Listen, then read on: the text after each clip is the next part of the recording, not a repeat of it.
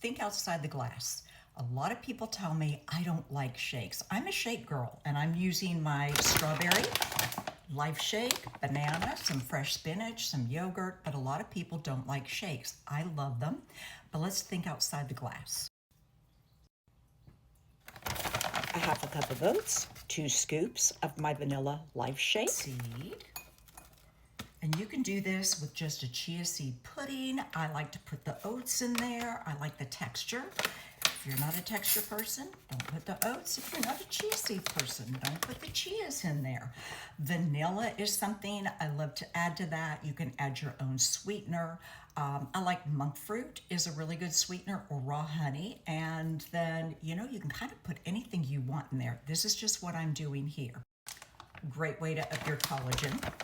Stick that in there too. I'm going to put 2 scoops of my collagen in there. And it calls for a half a cup of milk, but because I've got some other dry powders in here, I will likely be putting in 3/4 to a full cup of milk. And I like to use a natural unsweetened vanilla almond milk, and I'm going to start with 3/4. And after it starts absorbing, I can better gauge if I'm going to need a little more liquid. I do love whole milk Greek yogurt, and I will be putting a little of that in there too.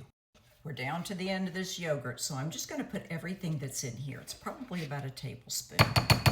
And really and truly, I don't think you can go wrong with this. I also found a really good cereal at Costco that's like a muesli, and that's really good in this. And then you're just gonna stir her up. Overnight oats, right? So you wanna let them soak, and you have a really good protein-filled breakfast for in the morning.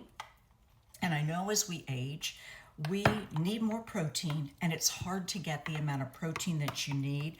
That was a plant-based that I was using there. My strawberry is actually soy, and soy is actually more of a complete protein, and it doesn't bother my tummy. I know some people have problems with whey, and some people have problems with soy, so then I would go for the plant-based, but it's all loaded with fabulous stuff, and it's low on the glycemic index, so I'll post some things at the top.